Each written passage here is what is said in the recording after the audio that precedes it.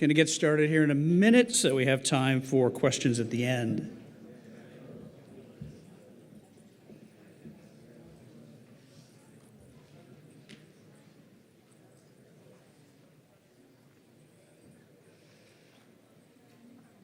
Great, we'll go ahead and get started. My name is Ken Unger. I am the president of Charge. We are a sponsorship consulting firm. We're based here in Indianapolis. And walking in this morning, I had a thought. This was my 25th PRI show. And for those of you who've been to PRI before, you know this is a phenomenal show. For me, and I go to a lot of trade shows in a lot of different industries talking about sponsorship, but I have to say that PRI is one of the best trade shows anywhere, any industry. So I want to thank Meredith Burns, Erica Stafford, and the entire PRI staff, as well as the SEMA staff, for the job they do to make this show so great. Can we thank all our hosts? So PRI is an incredible show, and one of the reasons it is an incredible show is that we are fortunate to work in an incredible industry. Right, motorsports is one of the most popular sports in the world. In just the US, there are 1,200 racetracks around the country, millions of race fans, tens of thousands of competitors. All of you work in this industry, you know that this is an incredible industry. And I know it because my next door neighbor is insanely jealous that I get to go to races every weekend and I get paid for it. So there's one thing, though, about the motorsports industry that absolutely sucks. And the thing that sucks is that this industry, unlike any other sport, is dependent almost entirely on sponsorship. You could be an NFL football player and have no sponsorship, and it won't matter at all to your ability to play NFL football, to be successful, to have a great career and retire. But you all know, no sponsorship, no racing. So that's something that puts a premium on everybody in this room, me, all of you, to be the best that we can possibly be at sponsorship. Because truly, beyond race fuel, beyond motor oil, racing runs on sponsorship.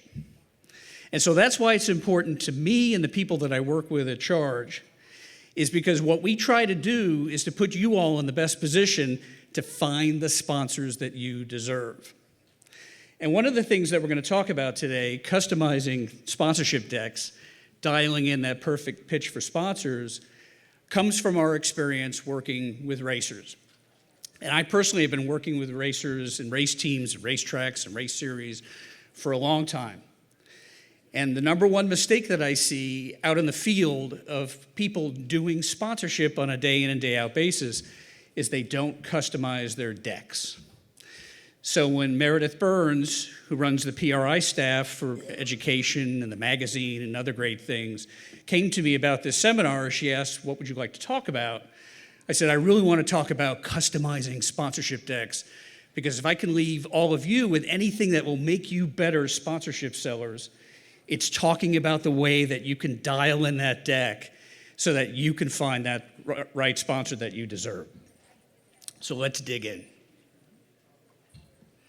What I want to talk about today is a few things. I know people in this room are of varying different sponsorship levels. I met a friend just before this presentation, you know who I'm talking about, who may be in sponsorship longer than I've been in. And I've been in a long time. So you have experts in sponsorship, but I know that some of you are just starting out. You may not have even started selling sponsorship yet. I want to make sure that everybody who attends this seminar today gets value from it. So we're going to talk about what is a sponsorship deck and what role does it play in getting sponsors.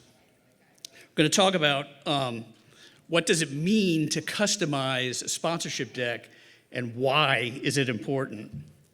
I want to talk about the concept that's called reframing. I'm going to talk a lot about reframing in this presentation.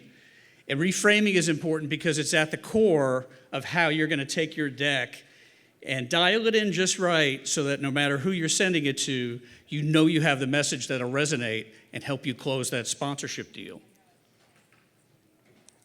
And then we're going to talk about some practical examples about how you reframe the deck. I'm going to use several decks that we created and go through how we reframe those decks so that you can get a sense of exactly what you need to do on your sponsorship decks.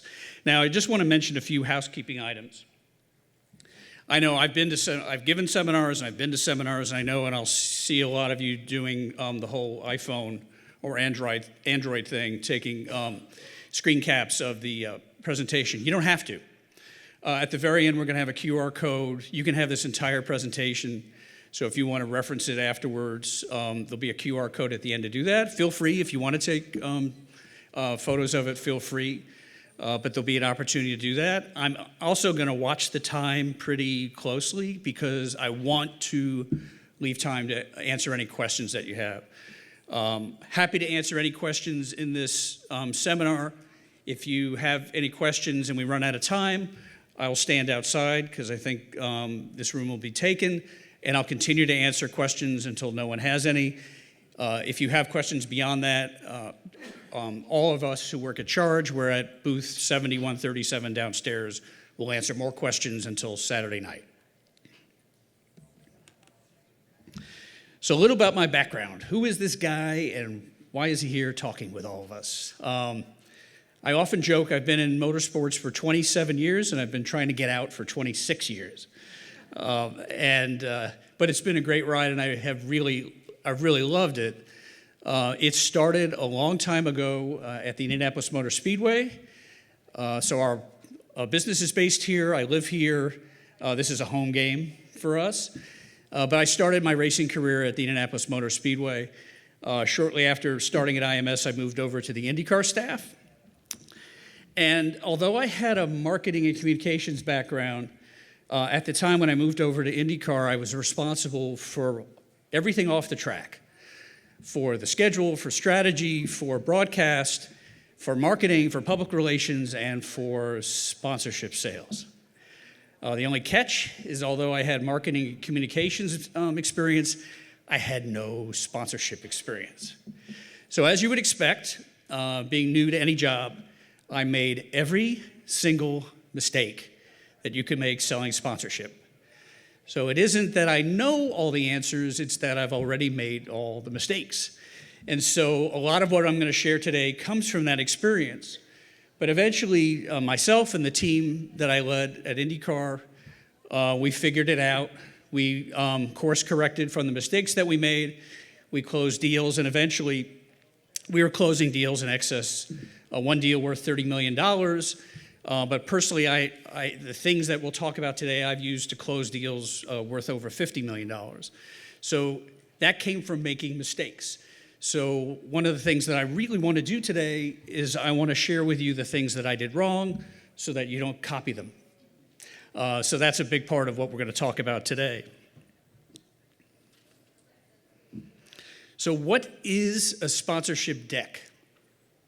It goes by a lot of different names, but a sponsorship deck is nothing more than a pitch presentation.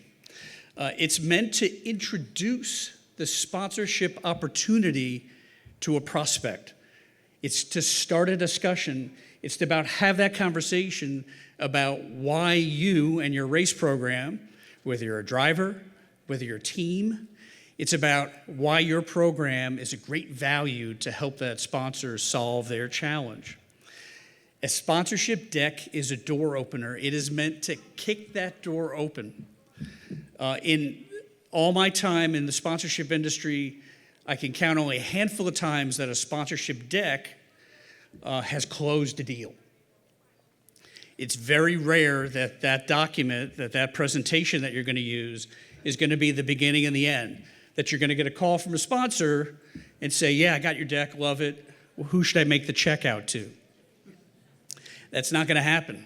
The best case scenario is that deck is going to open that door. Hey, I was intrigued by what I saw in this sponsorship deck. I really want to learn more. So all it needs to do, it's not supposed to do the heavy lifting of getting you from A to Z. All it needs to do is to get you to that conversation, to get you a phone call, to get you a Zoom call, to get you a meeting, anything that starts that conversation. That's all you need to do. So you don't need to make everything happen within the four corners of this sponsorship deck. So a sponsorship deck, generally there are 7 components. Doesn't need to be 7 pages, it just has 7 components. And at the end of this seminar, along with giving you a copy of this presentation, we also have a free sponsorship deck template that we provide. It's available on our website, but you all can use that to cross-reference it against your sponsorship deck. But it has basically the 7 components that you need to have, that every sponsorship deck needs to have in their deck. So the first is the background. The background slide, or the beginning of a sponsorship deck, is really important because it's answering the question, why are you sending me this deck? Right? A prospect probably doesn't know you. If you met them on LinkedIn and sent it by a DM on LinkedIn, you sent it by email, you sent it by social media, you even might have handed it to them at the PRI show, they probably don't know you. So the first thing that a potential sponsor is going to ask is, why am I getting this deck? So the background slide, and we'll talk a little later in this seminar about the background slide, it answers that question, why are you even sending this to me? So the second section, the second slide, is about us. And it describes who you are and what you stand for. Your brand, a description of you as a driver, as a team, as a series, as a track.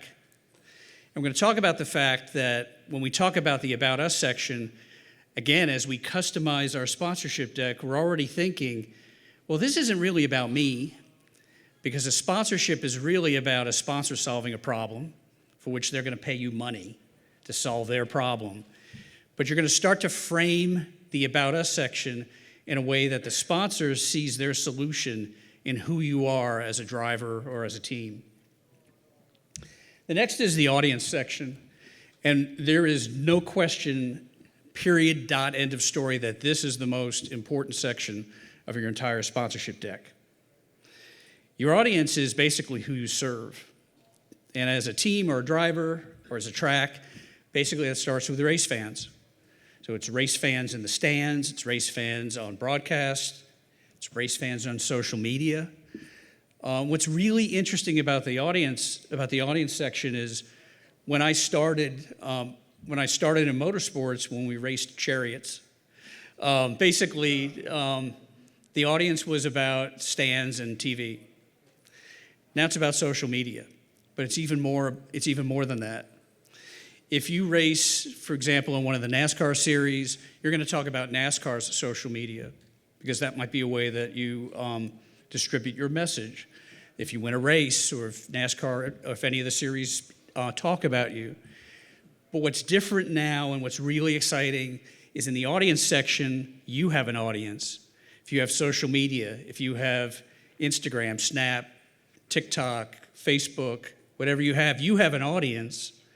And that's really exciting, and you describe it as well in the audience section of your deck, because that's the audience that you own, right? If you're at a racetrack and you're a team, you don't own the fans in the grandstands, the promoter does.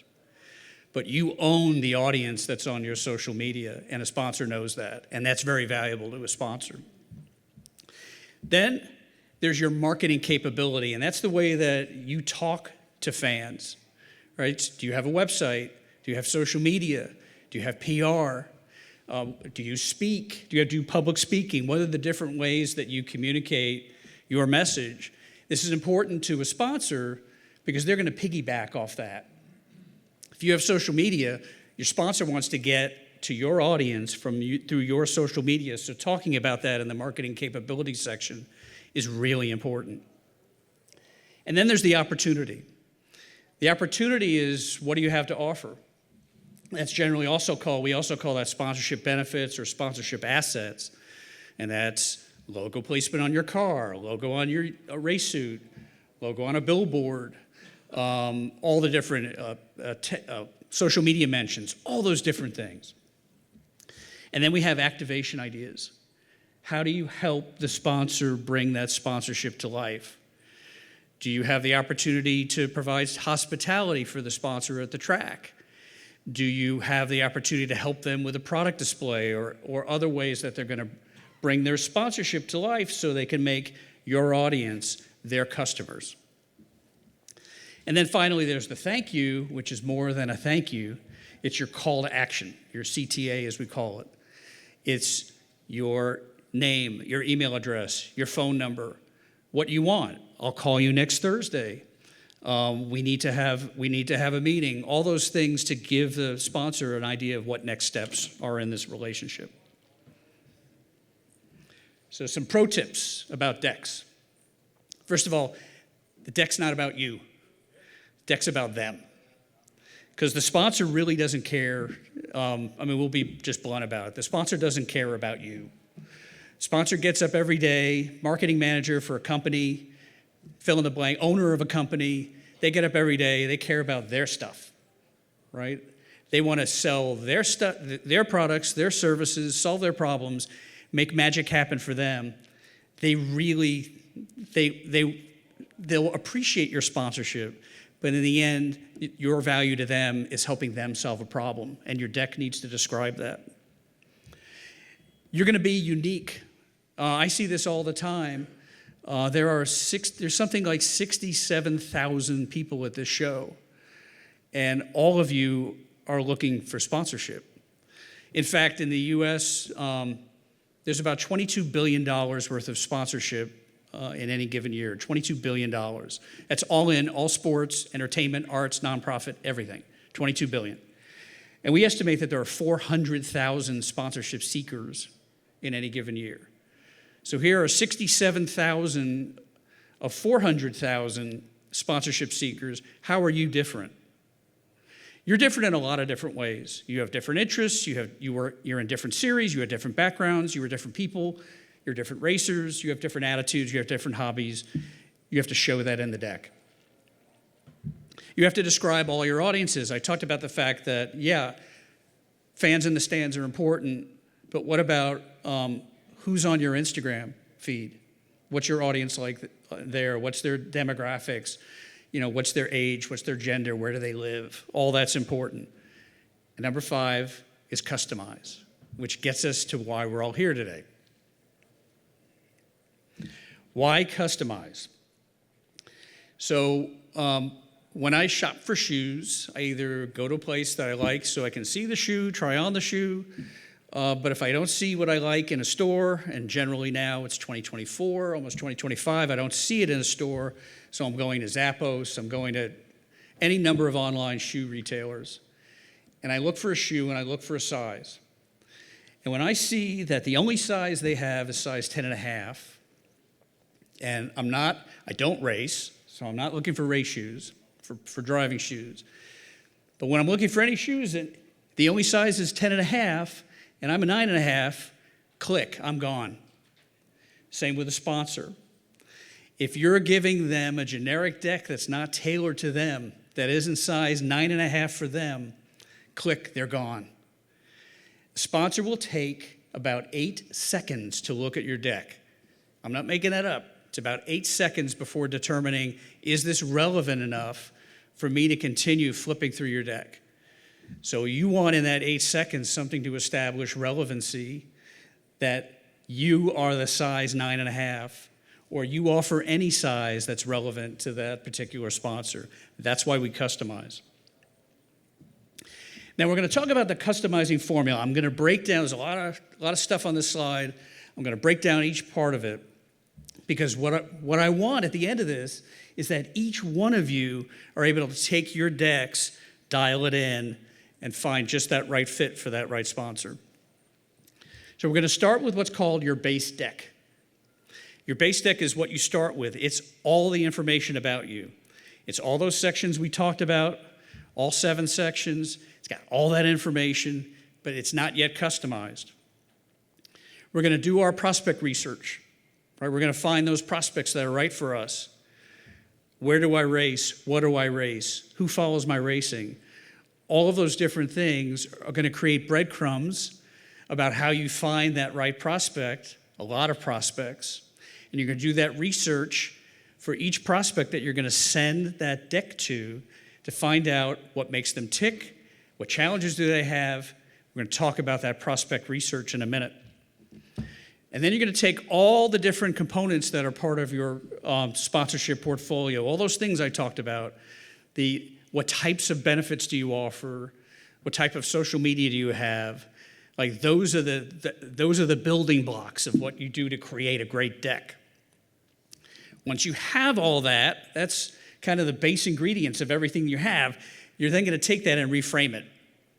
And again, we're going to talk specifically about what reframing it is. Once you reframe your deck, then you're going to have your customized deck, and boom, off it goes to that specific prospect, and you hope that you hit the mark. So now let's talk a little about what reframing is. So reframing is the process of changing the way you talk about the sponsorship opportunity, the way it's presented. Now, you're not changing who you are. You're not being inauthentic. You're not trying to fool anybody.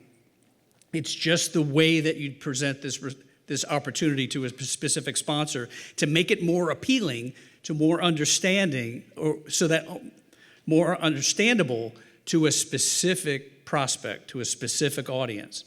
So we're just changing the way that we talk about our race program and who we are and what we do so that we hit the mark with those different prospects. So let's give some examples. I'll give you some examples of what reframing is. So imagine this sponsorship thing is not working out for me. I decide, okay, all you guys who work for Charge, you're gone. We're now in the chair business. Going to start selling chairs because I really like, we're in 2024, people are working from home, they need good desk chairs. So I created the Charge-O-Matic chair, right? I'm out there every day trying to find potential buyers for my Charge-O-Matic chair. But depending on the company, I'm getting in at different places, or I'm talking to different companies. So each time I talk about this chair, the same chair, I reframe it in terms of who I'm talking to so that I hit the mark, so that they can see the solution to what they're looking for in my chair. Remember, the chair is not changing. The way I describe it is. So I might be selling into HR directors.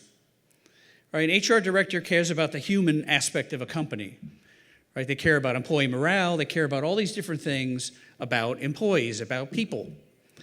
So when I talk about this chair, same chair, I'm going to say this chair can reduce absenteeism and improve employee satisfaction because people feel better when they sit in this chair because it provides superior comfort and support. My back doesn't hurt, and it helps prevent back pain and increases the overall well-being of your clients, of your employees. So now I'm talking to the HR director. Fast forward, I'm talking to the finance director. Different company, the finance director buys all the chairs in this company that I'm talking to. For these chairs, for a finance director, they're the people with the green eye shades and the calculator, and they care about money. Right? HR director cares about people. Finance director, when they come to work, they care about money. So the way I talk about this chair, same chair, investing in these chairs will reduce your long-term healthcare costs and equipment replacements because they're durable and because of their ergonomic design, which minimizes work-related injuries and boosts productivity. Now I'm talking the language of a finance director. Again, I've reframed this so that this same chair is now appealing, right? And we're going to think of ways that we're going to reframe our racing sponsorship experience to the particular different sponsors or prospects that we're going to be talking to. In a different company, the facilities director buys the chairs, as you probably expect. Facilities director, so HR cares about people, finance cares about money, facility cares about things and offices and buildings and logistics.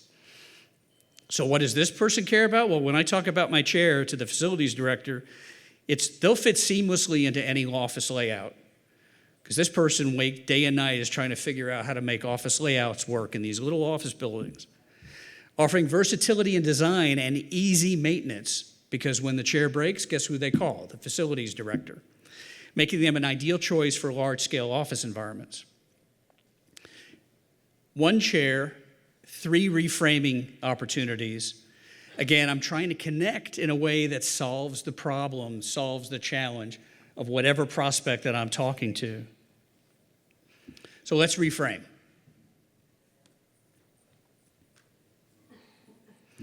So first is you're creating, we talked about in the formula, right? We're going to create your base deck. Now your base deck has all those sections we talked about, all 7 sections. And if today you are not customizing, so one of the mistakes I made when I was at IndyCar was staff said, okay, who do we send these sponsorship decks to? Everyone. So it was say and spray. It was just, out we go. Everybody gets one. Same deck. Wrong approach. What do you think our batting average was about that? Low. Very, very low. So if you're not customizing, like once upon a time I didn't customize, your base deck is the deck you're using today. Plus all the additional information that you might have about your series, about yourself, that may not make it into the deck, but that you have. So for teaching purposes for this seminar, I created a base deck. Right, and we're going to talk about how I did it. I used no professional resources. Some of that will be obvious, because I wanted to show how any of us could make a deck. For those of you who know me, you know I would not be crazy enough to start a race team, because that's hard. That's really hard. So I start a race team. And my race team is Charge Racing. So this is my base deck, right? Sponsorship opportunity. There's my incredibly overpriced race shop on the left. And remember, on the title slide, we talked about all the different sections. Probably the most overlooked section of a sponsorship deck is the title slide. And the reason is because if a photo is worth 1,000 words, I have squeezed 1,000 words into that left-hand side of that title deck. And you'll see when I reframe it, when I change it, how I'm using that and creating 1,000 different words by just changing out that visual. But this is my base deck. So it's got my pretty fictitious race shop in it. So what are my sponsorship components? So I have an audience description, and I have a lot of information about my audience. And I'd be happy to answer questions about this, because I get questions all the time about where do I find the audience information, the demographics and all that, and we'll talk about that. But essentially, it's you either have it from your race series, you have it from the racetracks that you race at, or you have it, and this is overlooked, if you have a website and you've attached it to Google Analytics, you have a free source of audience information of who comes to your website. It's scary how detailed that stuff is. But you have that if you have a professional account on Instagram. You have a dashboard that has all this information about who comes to your Instagram account. So all these different sources, you have this ton of information. You should have this ton of information about who it is that you talk to as racers. And then there's your inventory, right? It's all the different benefits, all the different things that you could possibly offer a sponsor. And of course, your image library. And again, this is something that was different than when I started out 1,000 years ago in sponsorship. And it's because of this little baby that shoots as well as some of the professional cameras that were used back in the day.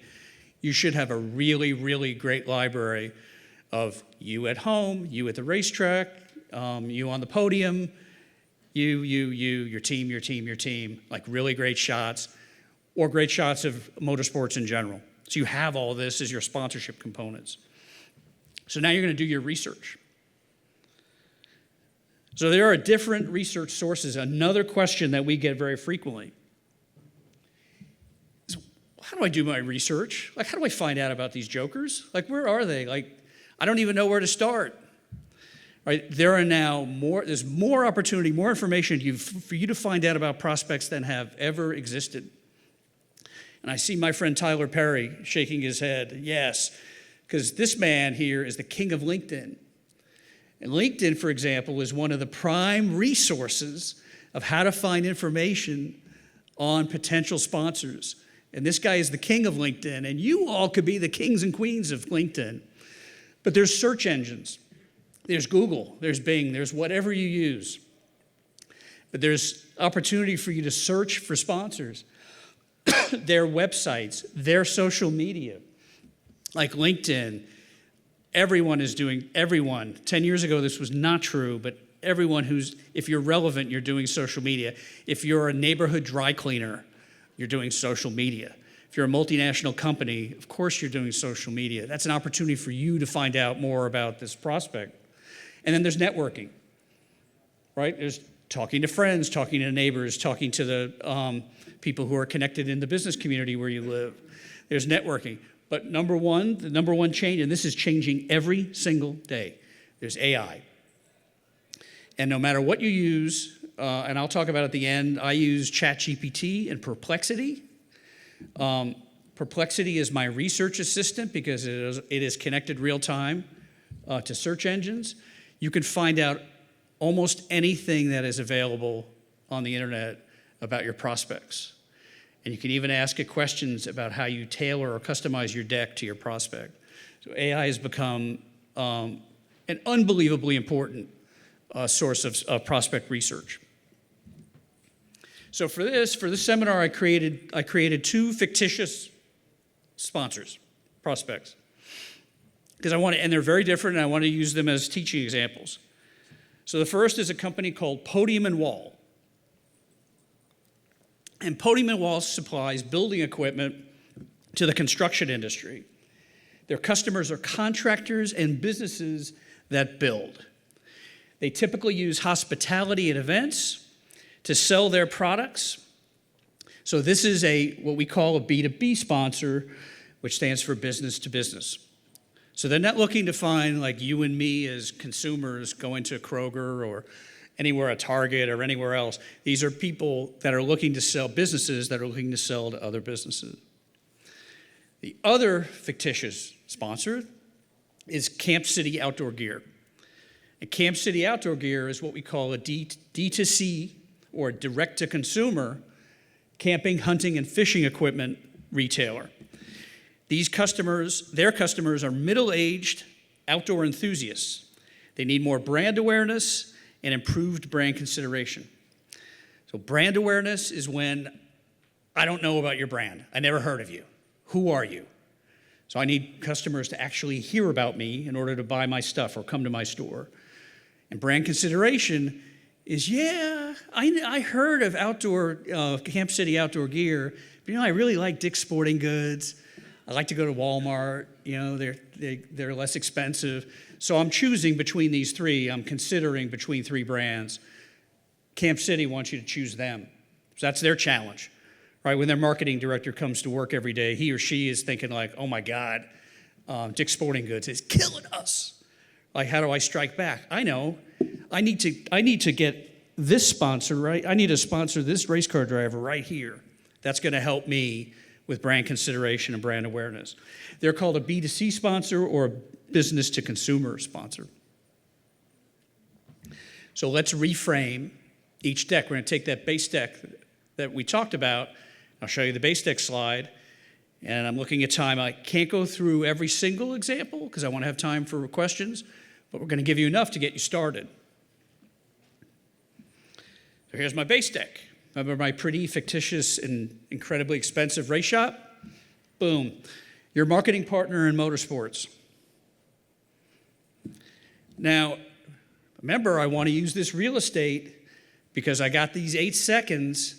1, 2, 3, 4, 5, 6, 7, 8. I'm dead. No. I want them to turn the page. So what am I doing in my 8 seconds? So I'm going somewhere. In this case, I went to DALL-E on ChatGPT and I said, I want a visual of contractors watching a race from a racetrack suite. Boom. Now you're going to use a real photo, But remember 1,000 words? This podium and wall company? That's what they're looking to do. So right away, it's not, take this in the spirit it's meant. Who cares about your race car? Who cares about your racetrack? Right? They care about, remember I said, they care about them.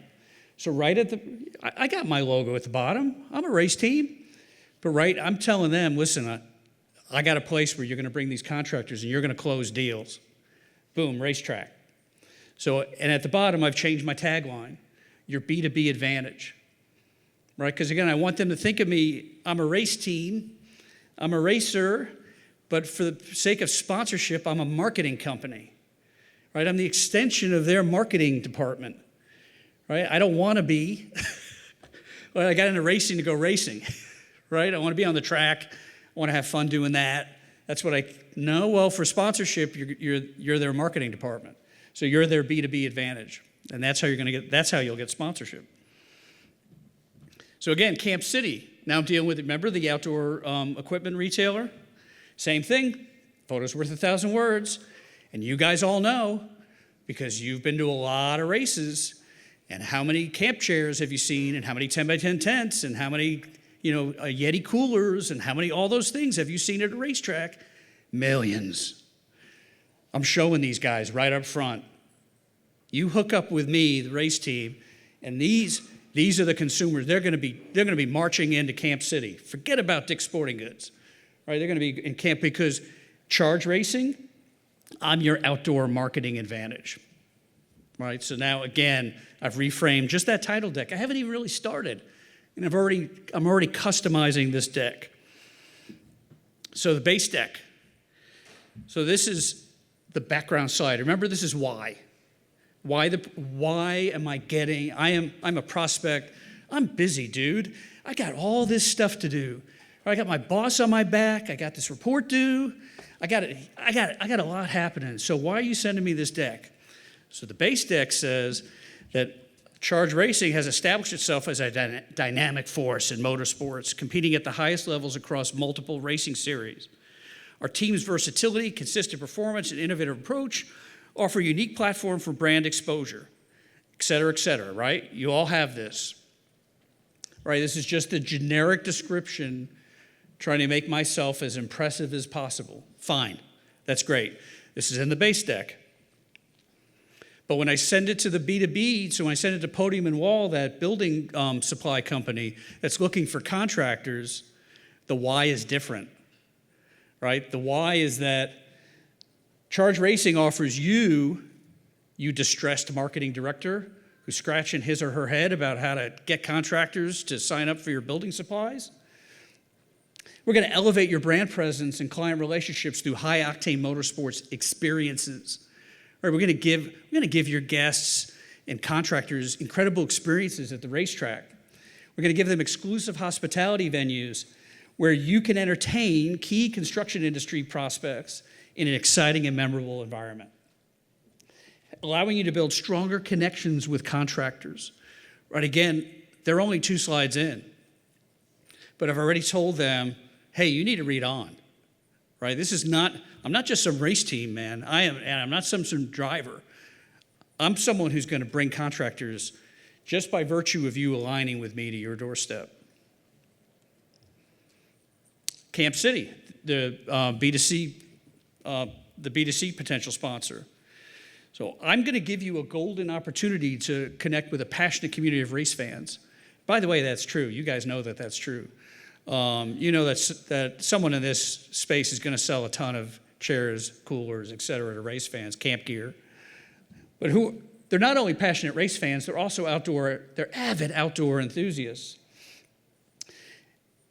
Your equipment will not only be used, right, for people who enjoy outdoor activities, but also geared to enhance their racing experience at tracks nationwide. Now, an important part of this in terms of how you reframe it, they might not even be thinking.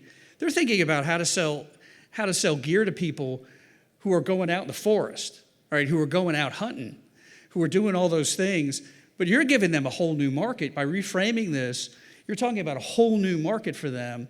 We're now at the racetrack. What? You mean I can sell all this stuff to people who go to the race? I don't get it. hello, you need to tell me how we can do that. Again, we've kicked the door open by reframing it because you're going to create a powerful synergy between your brand and the motorsports lifestyle for this camping gear and hunting gear company. Now the audience, and I'm going to speed things up because I'm running out of time and I want to take your questions. I have all the information about my audience, fans in the stands, their gender, their age, their marital status, HHI is household income, residence, hobbies. I got all that. I know that. That's in my base deck. But I'm bringing out the big guns because I also have information about like what profession those people in the stands happen to be, and I got it from my race series, right? Or I got it from my website, because that's another scary thing about a lot of the information that's available to you off things like Google Analytics. It tells you what people do for a living. So I know that 21% of the people that are in my audience, fans, Facebook, wherever, work in the construction industry, 10% own their own business, and 15% are executives or managers. What does that tell me? It tells me construction, business owners, decision makers. Boom. These are people that Podium and Wall want to get in front of. So again, I just added that to my base deck. Right? I'm reframing it because I want this B2B construction building sponsor to find relevance. Right? My generic deck, they just deleted.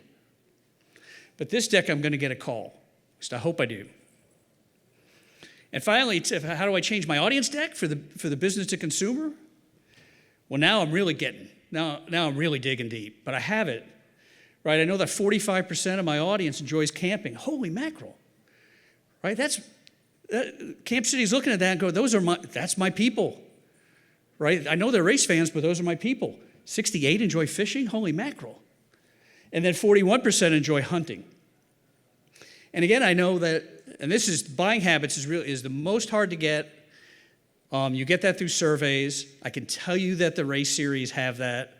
I know that because I ask them for it all the time. $5,000 spent a year on camping. And 25% of my audience intend to purchase a new hunting rifle in the next 6 months. Again, someone who sells hunting rifles like Camp City, they're going, boom, my customers, I need to sponsor you because I need to get in front of these people.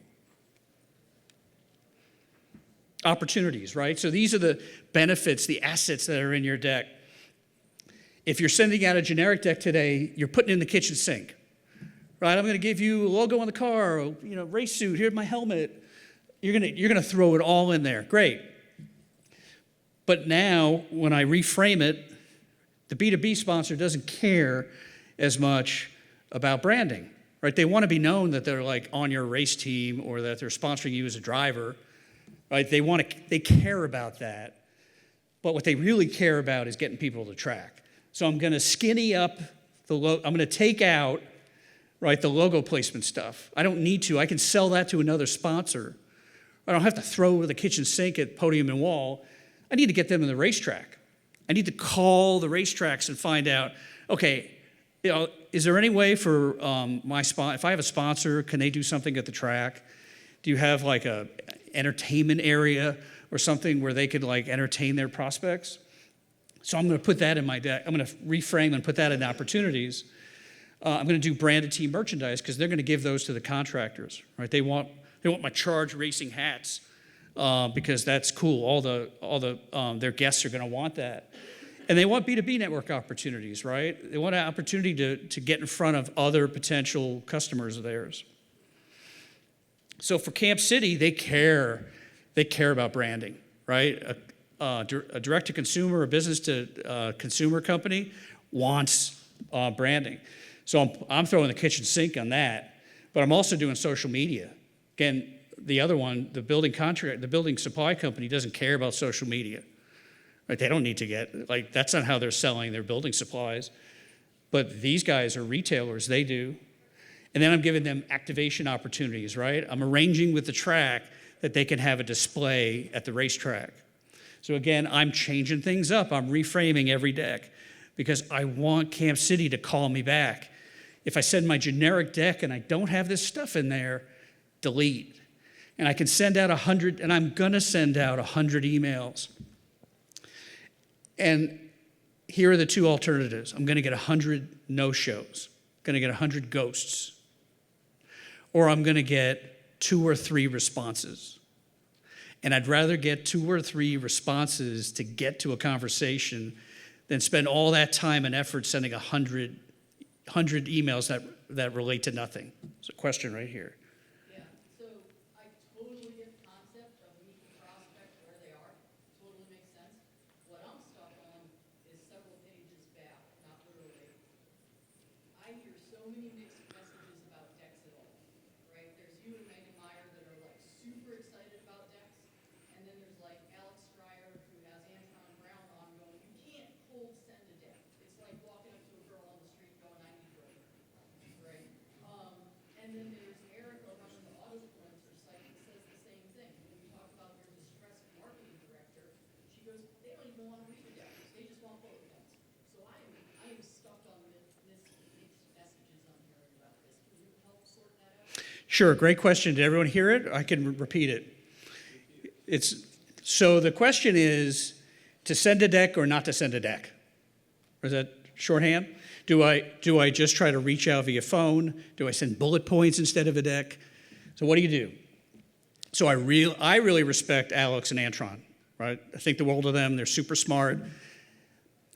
And I mostly disagree. And I mostly disagree because here's the power. Whether the mechanics of it is sending a deck or sending an email or phone call, the power of sponsorship is an idea. All right, so you have to convey in whatever way you can, you have to convey an idea. And that idea is, what is the reason that this sponsor would want to sponsor you? It's embedded in the reframing, right? I talked about Podium and Wall or Camp City. Like race fans are great to buy camping equipment. You need to get that idea in front of them. And the reason why I disagree is I'm never going to get in front of some decision makers directly, ever. If I'm lucky, I'm going to get their contact information. If my idea is powerful enough, it'll cut through. But to think that I can bully my way into getting a call or get bullet points that are sufficient to get my idea across doesn't always work. I have found that if I'm going to send cold, if I need to send cold, and the flaw is that cold calling does work. There are people who tell you that cold calling does not work. It does work. It's just really hard. It's really, really hard. But if you can get in front of a sponsor, do it. A prospect, do it. Great. But that's not always an option. That's just not always an option. So that's a great question. Thank you for asking that. Well, before I get questions, let me just get to the end, and then like I said, I'm going to hang out until you have no questions. And I'm almost there. Resources, no excuse, right? I did this whole presentation. My annual subscriptions, all this stuff. If I had to do it a la carte, right? We've got Office 365 in the office. I pay for the whole Microsoft thing. Who cares? If I just need a PowerPoint, if I just need a Canva, these are the things I used. PowerPoint for this, Canva for design, Perplexity and ChatGPT for AI. I have access to a stock photo library through Canva and Google, which is free. All in $400. Spend it. Because to make money, you've got to spend money. It's just, that is a fact. I know, you're spending money on a lot of stuff. I chatted with a friend in this audience before, and it's like, do I need to go more into debt? I don't want you to go into debt. I want you to make an investment. $400 to do this whole thing. Could I have had it designed? Sure. Would it look prettier? Sure. Would it have been more effective? Probably not. $400. If you need more, all right, now get out the phones. If you want this presentation, if you want our the deck template, which describes kind of more about what I was describing in this presentation, you can get our newsletter. We have a free news. All this stuff's free. Or if you want more information about how to contact us, we have a process called the Sponsorship Success Method. It's where we are coaching racers, teams, series. We've been doing this a long time. I've been doing this for 18 years as charge. I told you before, I've been in motorsports 27 years, 26 years too long. We love it. We help racers and teams. You can find out more by, you'll get information about this, but here's all this free stuff. We want you to be successful, and now I have time for questions. One in the back.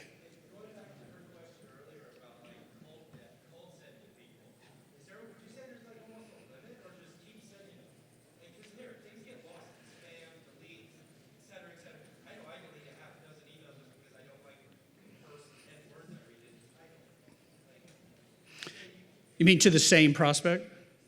All right, so the question is, how many times do you send a cold email to the same prospect? There's a different people have different thoughts about this. There are 200 sellers in this audience. There are probably 100 different opinions. My opinion is 2 or 3 times. Period. I'll tell you, there are some successful sellers that will tell you to do it 8. And sometimes it's like, oh my God, this person's a pest. I'm just going to contact them to make them stop. It's not about the quantity of how many times you send it. They probably saw it the first time. You didn't establish relevance in time 1. Right? If you got to the meat of it like your first paragraph is the action paragraph, why you need to call me back, not like 1, 2, 3 paragraphs about me. Like, dude, I don't care about you. I got a meeting in 10 minutes. My boss is going to kill me. I got to be ready. So in that first paragraph, establish relevance of like, why I need to call you back.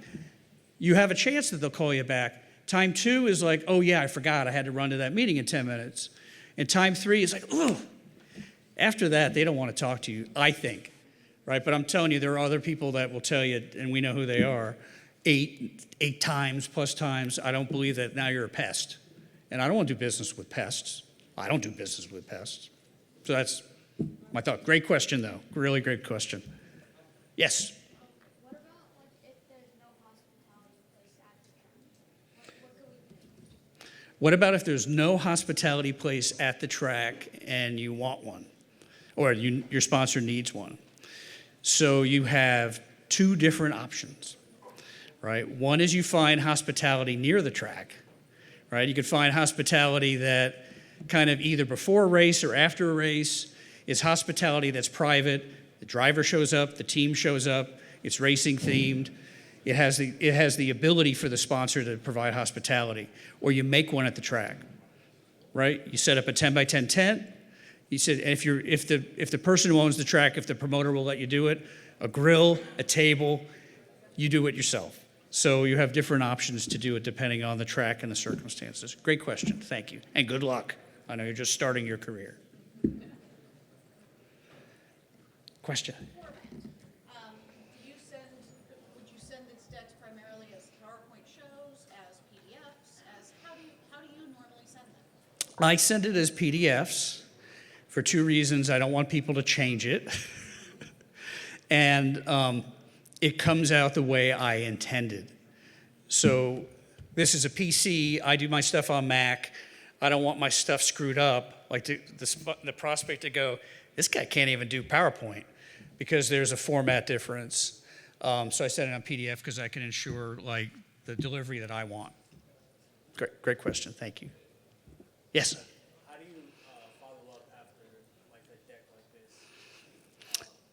Great question.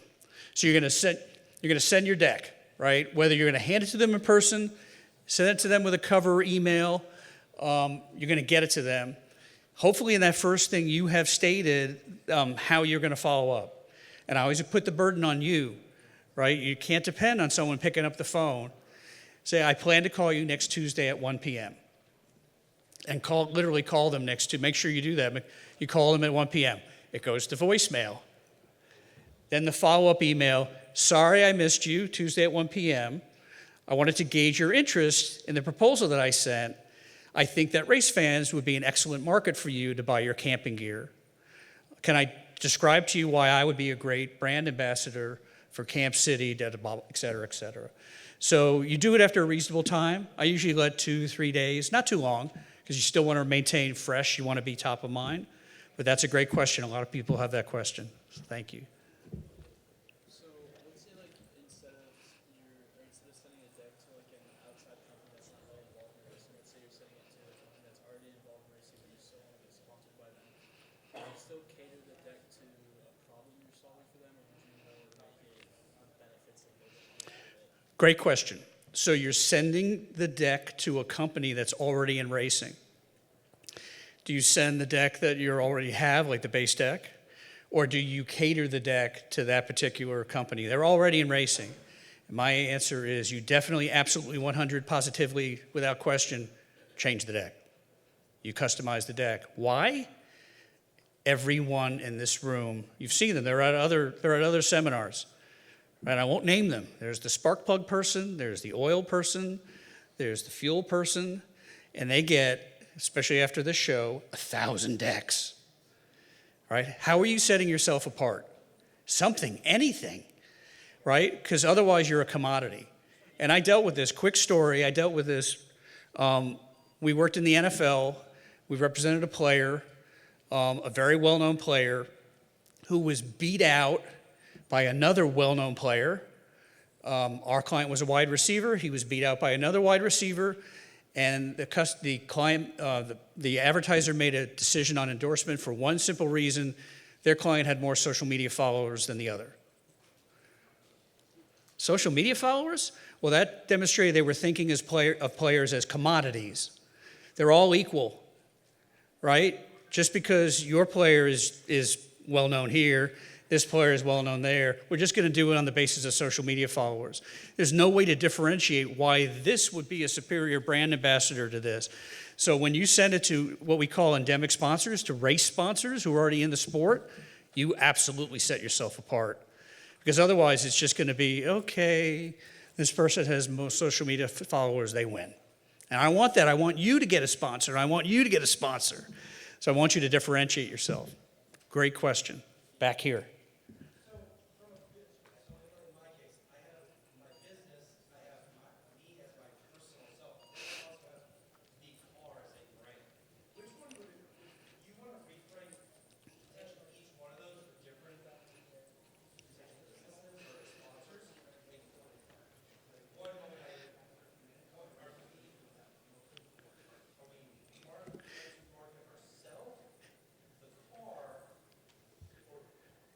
Is it all one opportunity?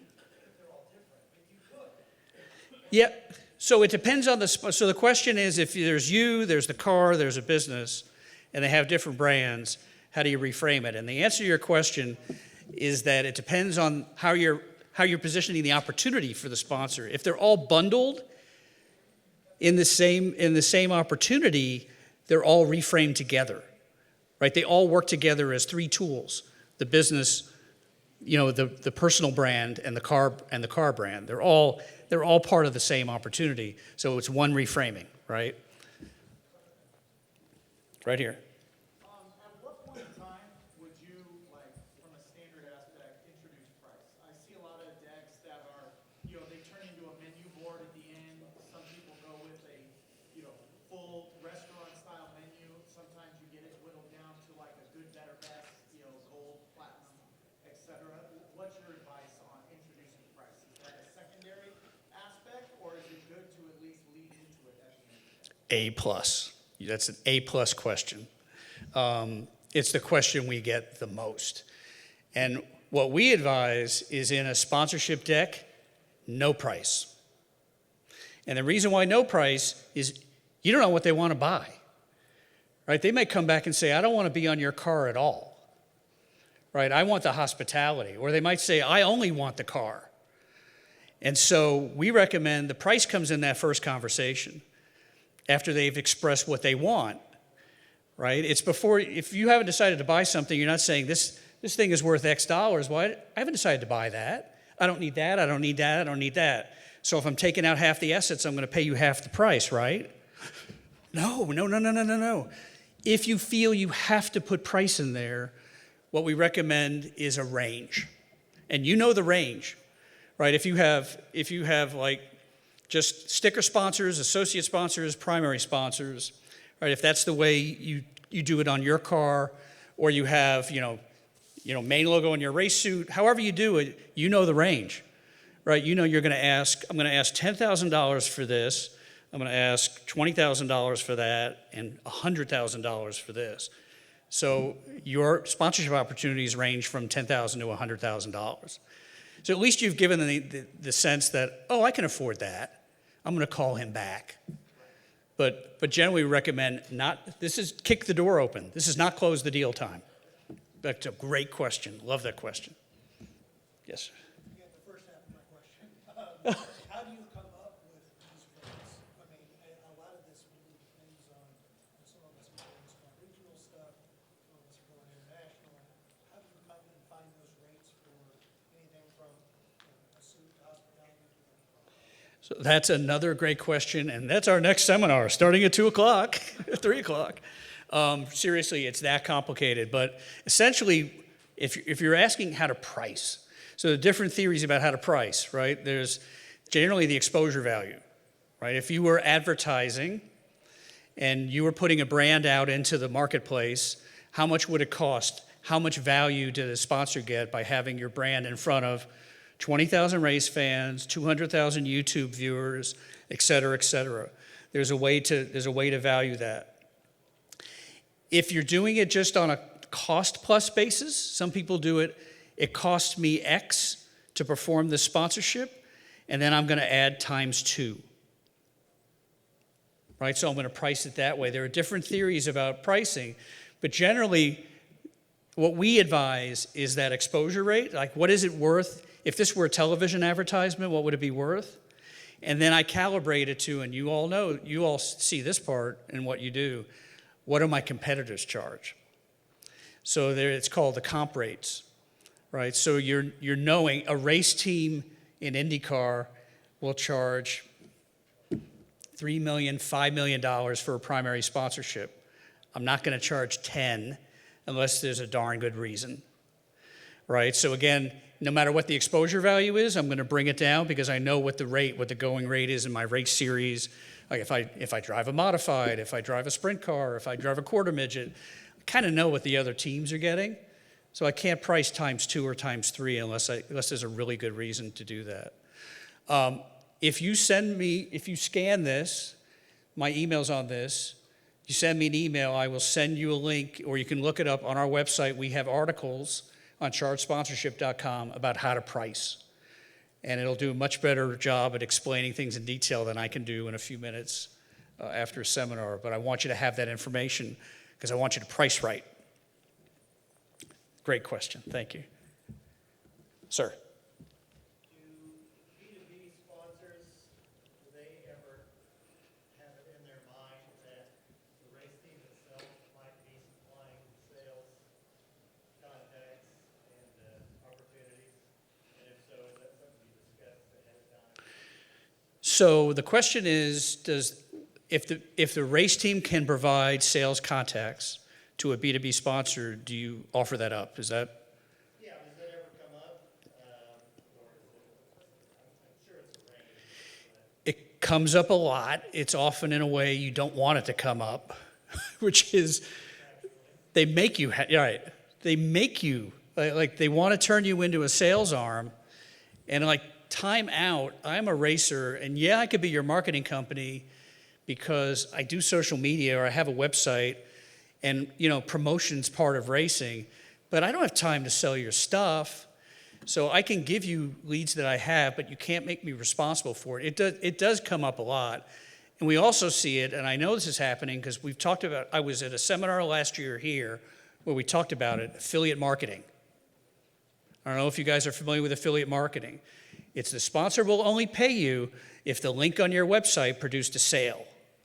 And I'm like, no, hate it. The reason why I hate it is it undervalues you.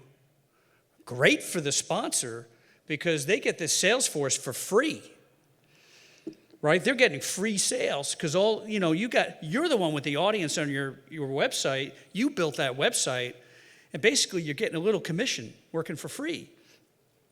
So that's a kind of a spin-off of what, and again, no, you flip that by talking about the value that you have. Hey, listen, I got great value. You're not going to get in front of these 20,000 people in the grandstand, except for me. Right? You're going to flip that on them and show them. We had one client do this, Dave. This is a professional angler, professional bass fisherman, who he had a vice president of marketing at a prospect try to flip him into an affiliate marketing program. He turned it on its ear, got a sponsorship from this sponsor by demonstrating that he is a brand ambassador in fishing. He can open more doors than an affiliate marketing program could. Boom. So you got to always be careful of those sales. That's a great question. It does happen frequently. You are not the sales arm. Yeah, I'll help you. I'll volunteer, but I'm not your salesperson. Thank you. Other questions? Sir? For a racing series that's like not getting as many eyeballs as say a NASCAR Cup Series, have you seen any successful ways to reframe a B2C opportunity for a prospect, or would you recommend B2B stuff? No, B2C. Yeah, you could always do B2B, but a couple things like, so I'm not going to get as many dollars. Do we need to vacate this room? Okay. Here's the boss. Like, you're not going to get the dollars that NASCAR gets. Great, right? Because they got the eyeballs. They have this massive market power. But here's what you got. You got an audience. So you need to know your audience like the back of your hand. Like, how are they different than, say, a NASCAR audience, IndyCar audience, NHRA audience? Like, why are they special? What do they buy? What do they do? Like, you need to really know your audience. And like, yeah, I don't have like 50,000 people showing up like at an average NASCAR race, but I got 5,000, 10,000 people, and they are rabid, fill in the blank. They are rabid fishermen. And they're going to buy the stuffings out of your fishing equipment. So you play on your strengths from a B2C perspective, and you're going to get less dollars. So what? Dollars are dollars. You're going to get the dollars you deserve. Great. Bank it and build your audience and get more dollars. And then also do the B2B deals, for sure. Really good question. Don't ever give up. Sir. From a racetrack or promoter standpoint, would you approach somebody different that was thinking of doing $800 sponsorship compared to $8,000 sponsorship? No, the exact same way. In fact, I'd make the $800 sponsor feel, the question is, would you approach an $8,000 sponsor differently than an $800 sponsor? And I'd make the $800 sponsor feel like they're getting $8,000. I wouldn't give them $8,000, but I make them feel like they're getting $8,000. But essentially, the easiest sponsor to keep is the one you already got. So if you could get that $800 sponsor and over time show them like, look at what I did for you. Like, I drove traffic to your store. You're selling more stuff. Look at that. Deal with me is a good deal. Next year, it's $1,200, and then it's $1,600. So, but they have to feel the same. The worst thing, and I've been in this situation. I have been in this situation, and I hate it, where I don't always represent the $8,000 sponsor.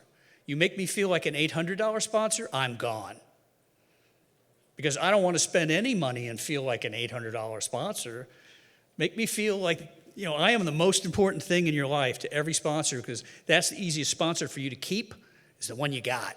So I take them all, and I make them all feel great, and I grow them over time. Love that question. You guys are on fire. Love these questions. Keep going. Sir. It's not so much a question, but I'm very surprised that you did not touch on, this is just stuff I've learned over 20 years. Like, you haven't touched on, don't overpromise yourself. Don't say like to a potential sponsor, like, oh, every week I'm in the top 5 on this, I win races, and, you blow up an engine the first night out, and now you're a low budget team like we are, and now you can't find another motor to back up. Part of my French, but your ass can't catch. Sure. No, 100% true, right? I didn't mention it, but that's 100% true, right? Don't overpromise. You underpromise and overdeliver, right? Never overpromise, because especially once you have a sponsor, and forgive my French, who's pissed off, they never come back. Right. And they tell other sponsors, hey, I was with this guy, his engine blew in his first race. He couldn't take us to the second race. He's done. Like, sponsors talk. I know sponsors talk. We represent sponsors. We talk. We talk. We talk to each other. That's exactly right. So thank you. And then the kid with the, and I wanted to get with him before he left, with the hospitality, I've even offered to buy tickets for potential sponsors if they wanted to come into the pits or go to the grandstands or whatever, and be like, hey, you know what, why don't you come out and check it out one night and see what you think? That's a great, I think that's a great point, and you can buy them tickets for the concession stand, complimentary tickets, you know, get them in the pits, get them through the back gate, get them into the pits, give them. You'd be surprised how far $20 can really go for it. Right, right. You know, show them a good time, show them the car, talk about it, make them feel special, 100% true. All right, let's find that kid. Thank you. Sir. How do you go about validating and quantifying the impact you make for your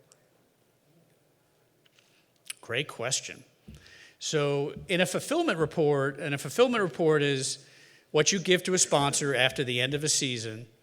Did I fulfill what I promised you? And so you quantify it by going back to what you promised them, right? So if you've done your homework up front, you've had the conversation with the sponsor, what are you looking for? Are you looking for engagement? Are you looking for hitting so many eyeballs in the grandstands? So if we're talking about quantify, I want to quantify social media. I know already they want me to talk about engagement. They want to talk about how many posts I did. And I'm listing all these things. I'm quantifying all these things in my fulfillment report because I know they're already looking for that data. Right? They told me up front, like, yeah, I care about the racing, but I really don't care too much if you win. What I really care is, like, did you crush it on social media for me? And so quantifying that's important. Is that the quantifying you're talking about? Yeah, absolutely. You had mentioned, hey, in one of your discussions, you said, look, I pointed 20,000 people to your website. How do you begin to build the infrastructure and understand and write those sort of quantification reports that says that I because of I am the procuring cause of this event or effort or whatever it is. How do you start to quantify that throughout the year? What tools, tips, and tricks do you have? That's a great question, and this guy right here really runs the company for us, and it's the bane of his existence, because like at the end of every race season, right, the client wants that, and so you have all the tools up front that you know you need. So if you have a website, you have Google Analytics set up, done, period. It's free, right? If you don't know how to do it, there are courses about how to do it. But you set it up so that you know. You can track it. I can put dates in between first race and last race. I know exactly how many people went to the website. And in fact, because I have a sponsor page, I can tell you exactly how many people went to that sponsor page because I set it up in Google Analytics. That's free. On other social media, same thing. I mentioned the dashboard on the professional account of Instagram, which is free. Same thing, Facebook, free. Again, I'm going to give you free stuff as much as I can because I know, like, you know, budgets are tight. But you're going to have all this ahead of time. For people in the grandstand, you're going to already know is the race series, the racetrack promoter. Like what I used to do when, you know, there's one promoter in this audience, and not every promoter would give me attendance. I used to take pictures of the grandstands. And I used to count by hand how many people were sitting in the grandstand because I knew that my sponsors wanted to know, like, how many people attended the race. So from a race series, from a promoter, you know how to get attendance. If it's streamed, you know how to get, like, viewers. Or if it's on YouTube, you know how to get viewers. Or if it's on network television, you get viewership somehow from someone who has it. But again, you know all this up front. So before the end of the season, you make sure that you have, preferably before the start of the season, you make sure you have the tools that you need to get that done. Great question and a hard subject. You're welcome. Sir.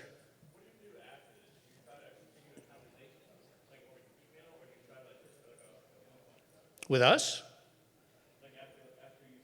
Oh, after you send the deck with the sponsor? After you send the deck to the sponsor, you want to have a way within the deck and your email to state how you're going to follow up. I'm going to call you next Tuesday at 1 o'clock. and you call them at next Tuesday at 1 o'clock, or you tell them you're going to email them. And so you start that process, like you don't let that one send go unanswered, right? You have a way that you're starting to create a relationship with them. But when you send the deck, you're following up. And I usually wait 3 days, 5 days, no more than a week. I'm going back and I'm saying, hey, sent you this opportunity about this incredible thing about X. Wanted to gauge your reaction to it. But you're responding that way. You're not letting that go unanswered. Does that answer your question? Sir. So we're trying to move up and look at ARCA sponsorship. We've been told the majority of the ARCA teams are just self-funded. They may have a sponsor on there, but that's their personal company. Sure. Do you have a feel for the success rates of being able to find a sponsor for something like that? So, success rates. The success rate in sponsorship, it really depends. So the people who are generally unsuccessful in sponsorship, I find, they're either doing something that's not optimizing their chances, or they're asking too much money, or they're setting their expectations too high. So if I have a quarter midget program, and my 12-year-old's racing quarter midgets, I'm going to get this. If I have an ARCA team, I'm going to get this. If I have a NASCAR team, I'm going to get, I have a realistic chance to get that. The prospects for success are excellent if those things are both optimized. Because ARCA has an audience, right? So if it has an audience, it has people who buy goods and services. Whose goods and services are those people buying? Right? In racing, and I told you that racing sucks because it's so dependent on sponsors, but here's the deal. 78% of race fans say they will buy a sponsor's product because they are a sponsor.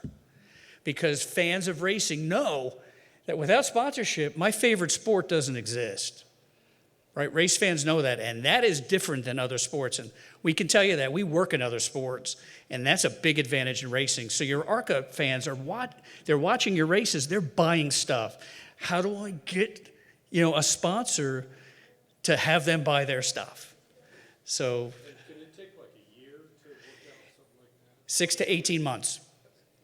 We always chuckle. I get a call, and it's not just in racing. Hey, I have a 5K race next month. Come on. I mean, maybe, $1,000 that, your next door neighbor who owns, the McDonald's franchise, and they'll kick you $1,000, but not a real sponsorship. So you feel if you do the steps right, chances of getting a legit sponsor for something as good as ARCA is? Something reasonable is high. Is high, right? It takes work and it's hard. I don't sugarcoat it. We talk about this all the time. I don't sugarcoat it. Sponsorship is the hardest thing I've ever done, and I've done a lot of hard things. And you have to have tolerance to how many people are not going to respond to your emails. Like, come on, dude, I'm trying. I'm working as hard as I can. It's hard, but it happens. There's $22 billion of sponsorship. I'm telling you, that happens. That's a fact. I want my share of $22 billion, right? So no sugar for this audience. I care about you guys too much. Last question for you. So have you been in a position where you've received these sorts of sponsorship checks as a professional? Yes. What is the percentage of those that have been done well versus not well? I have a folder, we laugh. I have a folder in our corporate folder system called bad decks. It's full. It's got a lot of bad decks. If I had to say a percentage, I'd say 90% are in those bad deck category. So the 20,000 people that are here over the course of the next 3 days, they're saying that 90% of their pitch decks are going to be just. Yeah, they're going to send, I see it, they're going to send that generic deck. And they are, I'm sorry, they are dead in the water. And you know what I say? I say good, because if you know how to do it, you're going to get the sponsor. right? Honestly, right? And come on, we race. Like, it's about P1, right? Right? It's about how do you win a race? Because you find a way to beat everyone else. You got a better driver, you got a better car, you got a better engine, you got a better whatever. You're working overnight to get this car ready. I've seen it. It's the same with sponsorship. Exactly the same. So that's good news. You be the one. You be in that 10%. Yes, sir. This here's more for like locally. When I race or whatever, I go within 2 hours from the house or whatever. And like you keep saying about this $20 million, this and that. You're more talking like the bigger series stuff. Like what about like more of a local racer? How you talk to, and then like the one track I race in Sharon, they have well even Lernerville too, TV that comes on, but you have to subscribe to it and stuff. So that would be something definitely in there. You'd have to say not so much the fans that's there, but I mean that's the biggest thing. Like I have a trucking company, it's just me or whatever. Most of the time, my 30 years I've been racing, I've been offended myself. Sometimes you talk to somebody, they say, "Well, I'll give you $250 or $300." Dude, my sticker costs more than that. But you don't want to turn them down because every little bit helps. So I mean that's the biggest thing for me. I mean I get some big, what to me a big one that most of the $1,000 or whatever is a big sponsor for me in a Economo or 100%. modified. I mean that's the biggest thing, how to step out to get somebody like even any of these guys down here. It's in this PRI show. How do you approach somebody that I'm nobody? I mean I've won one feature in 30 years and about like 4 heat races to convert somebody who wants to invest in me because I'm no name. Well, you don't have to be a name. And that's a great question. So I want to repeat in case you haven't heard it. It's what's the approach if you're in a smaller series or you're not necessarily the biggest name or the winningest driver or you're in a smaller geographic area? Is that fair? And a couple answers, because that's a really good question, is number one, I don't have to be a winning driver. Right? If only winning drivers got sponsorship, only the front of every grid would be funded. Everybody else would have no sponsorship. And that's not true. So it's like, what do you offer to help a company sell their products and services no matter who you are? Right? Because there are other things that you do and you're unique and you have opportunities and you have ways to connect them, with other sponsors or with other customers. There's something unique about what you do that you can offer to a sponsor that isn't reliant on how many times you win. That's the first thing. Second of all, if you're in a smaller environment, it's not about a different approach, right? It's about scale. So the amount you're going to ask for is less, right? That's okay. But the approach is going to be exactly the same and the dialogue is exactly the same. Because guess what? A company that owns a lawn equipment company name the town in Michigan, in a small town in Michigan outside of Detroit, needs to sell just like John Deere needs to sell. I mean, it is exactly the same. Maybe they need to sell more, right? Because their margins are smaller and the market is smaller. But it's the same language, right? I'm going to get more people to come into your store. They're going to buy more lawn equipment. I'm going to do this to feature your race program.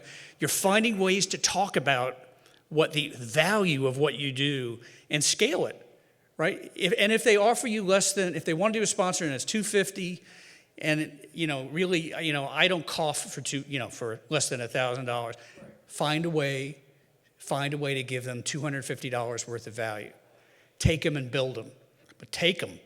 But you're not going to give them a big position in your car for $250, but take that money. Just give them value. So there are opportunities for you. There are ways for you to talk about it, but it's exactly the way that he would talk about it if he's selling a Cup Series sponsorship.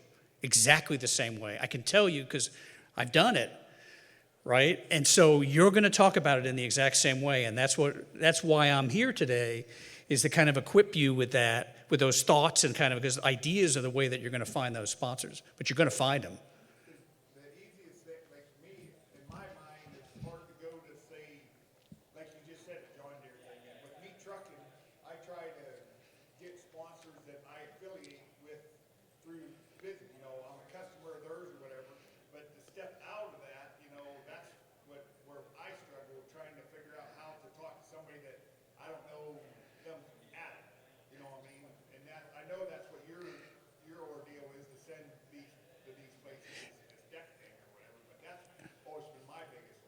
100% it's about being trained how to do it. And I say to people, like, I don't know how to drive a truck. Like, there are truck schools. It is hard to drive a truck. It is a skill. You get a light, CDL. It is like really hard to drive a truck. I am not going to step into a truck and try to drive it. It's the same thing with being a race car driver, and you know that. You are a race car driver. You just don't get behind the wheel of a race car. We just don't go out and sell sponsorship, right? The unfortunate thing about racing is there's no set way to learn how to sell sponsorship, which is why we created a process to do that, and there are others who do that. We're not the only ones. But you got to go out and get trained, no matter whether you're self-taught or you get a coach or whatever. You did it for racing, you did it for truck driving, because those are skilled professions. And unfortunately, sponsorship is a skilled profession. Or a lot of people think it isn't because, like, yeah, just do a deck and send it out, right? It's easy. Come on. Like, I saw someone shake their head when I said 100 emails go out and none come back. Like, you guys know. And that's why it's a skill, but it's the same skill as driving a race car or driving a truck. It's hard. And another thing too, is probably you gotta compare, okay, you got three, like you said, three people that came right to, just like how you said about the popularity of who follows. All right, you got the same thing, all right, you have three different ones. Why pick which one or your fans or whatever, like even a racetrack. You gotta figure, okay, he's going up against going to the movies, going to dinner, or going to the races. Okay, now you gotta figure, make it in there, they might not go there, but at least you're in the thought process. 100%. What I'm going to do is, like, you deal with me, I'm going to help you sell stuff. Just period. You're going to be better off because you dealt with my race team. Done. Period. That's where you got to get to. And do you usually like sponsor, like I try to give a picture of my car and stuff like that at the end of the year. Is that a good, like a shirt or something, stuff like that to give your? Yeah, you definitely want to give them like photos of what you did, which include photos of your car, but you also want to give them all the other background, like how many races did I go to, how many fans were there, so they know like how my logo got in front of who. You give them all that so they feel, yeah, I got good value dealing with him. I'm going to do that again. So that's what's got to be in what we call that fulfillment report. And it doesn't have to be fancy, you just got to have the data so they feel good. But that's great. Thank you for those questions. Appreciate it. You're welcome. Oh, sir, there's a question for you. Not a question, but for smaller teams, you guys do research on co-ops. Co-ops is a great advantage that a lot of people don't tap into. Co-op and chess. And co-op sponsorship. There you go. Because if like Gosmo has their small farmhouse, rental equipment, whatever, Big Honda will actually give them marketing dollars for their shop. So you can actually, they're not paying you, it's actually coming out of the same Honda. And then you can actually get some of those marketing dollars from big corporations through your small and that's the co-op. Now, when you send stuff to the people, this is what I was told, don't ever really tell them it's sponsorship, it's advertising. Oh, no. Yeah, I don't agree with that at all. And I don't agree with that because advertising is like, I'm renting my audience to you, I'm just putting your stuff in front of them. There's no relationship, right? Like, if you're a car dealer and you put an ad on the evening news, you don't have a relationship with the evening news. You're just putting your commercial up there and people watching the news are watching it. But if that car dealer is your sponsor, there are people who know you, who love you, who follow you. You have race fans. People are cheering for you in the grandstand. That's the difference. That's a relationship. That's a sponsorship. That's why I don't call those things the same thing, and I'm biased, but there's data behind it. Sponsorship is more powerful than advertising because of people. Because if someone's sponsoring you, yeah, I'm gonna buy that guy's product. I love him. I'm gonna buy his stuff. But a car dealer on the evening news, I don't care. It's just another commercial. But what, see, I don't know, I guess I was just told her, but, because like for, when it comes to like tax time, it's easier for, somebody that does sponsor you to put in, well, I gave, say, $10,000 for advertisement instead of sponsoring. Yeah, so I'm not a tax accountant or attorney, but my understanding is it's the same. They're both deductible expenses. It's just one of those things. Yeah. that talks and like how you're, what you say of it, I mean, that's just over the years, that's what I have. So I always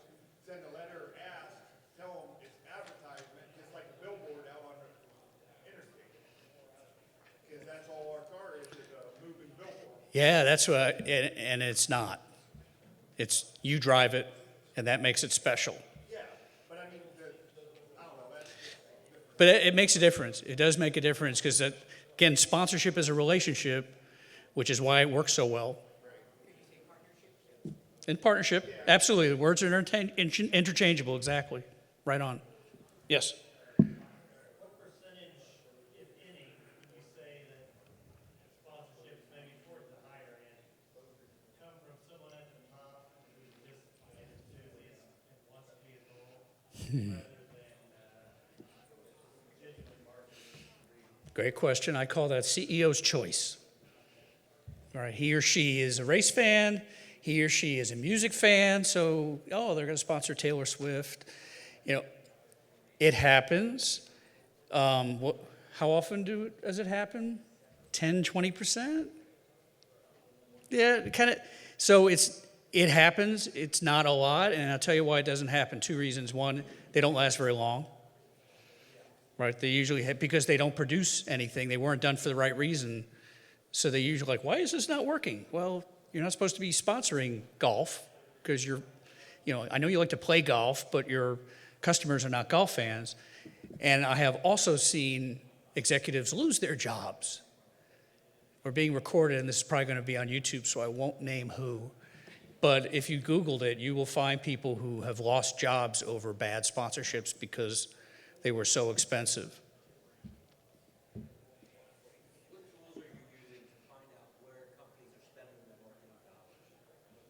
Great question.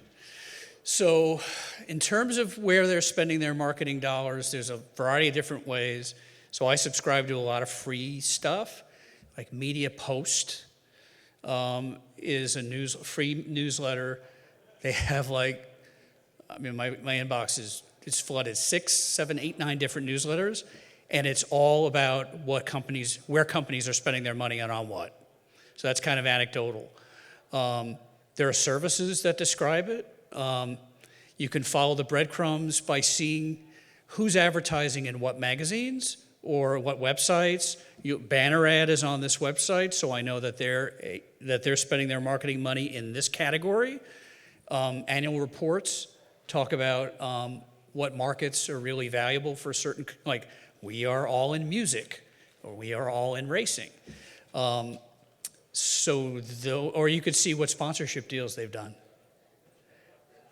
Sort of a follow-up question. Yeah.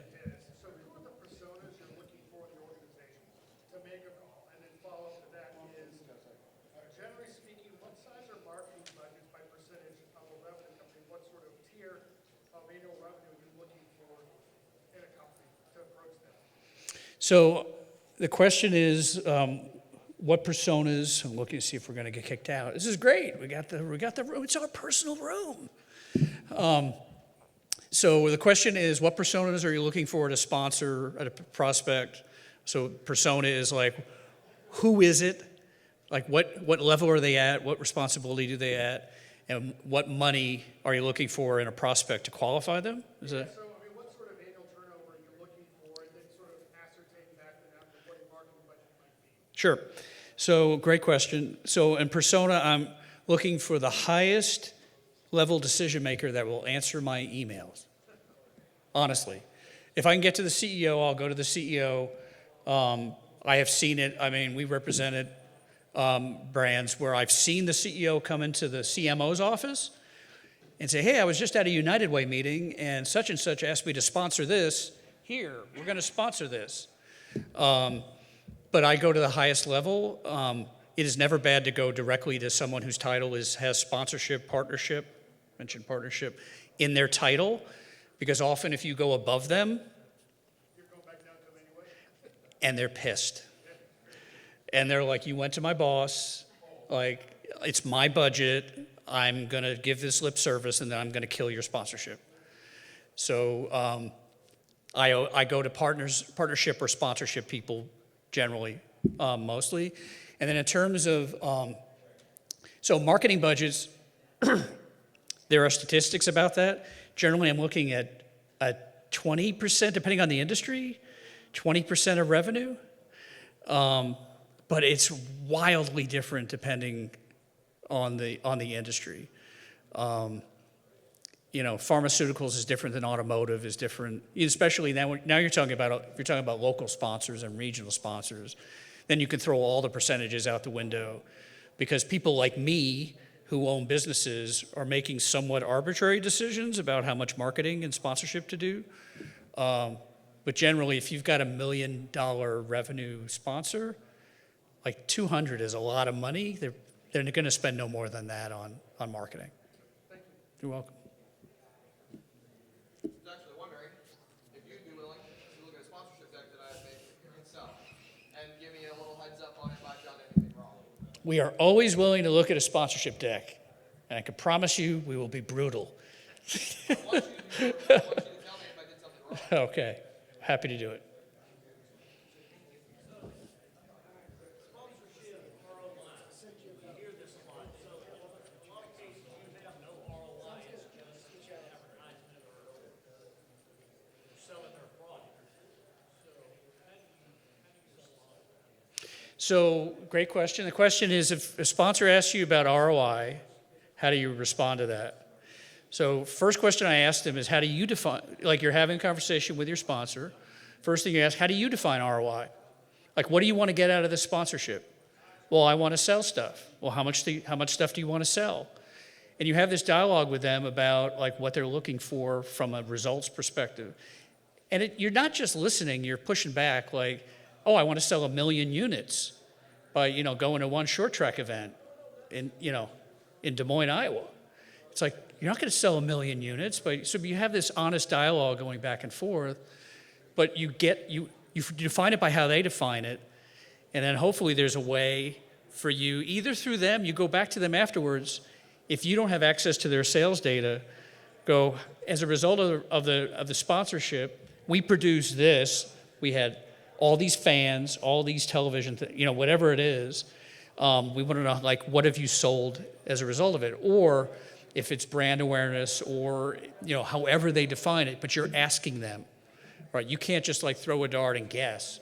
So you're going to have this dialogue and you're going to find a way after the fact to kind of deliver on that, or at least deliver on what you can deliver. But the key is to ask them. Does that answer the...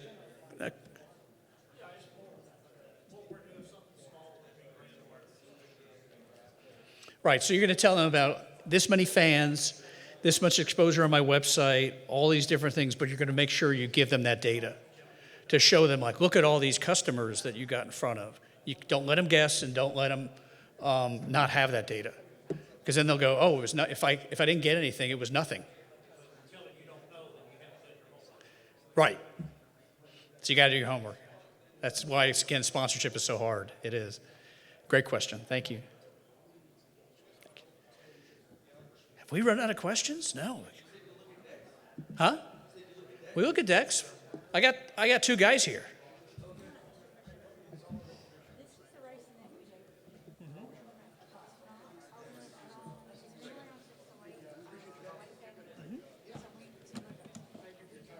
I know about racing. Thank you.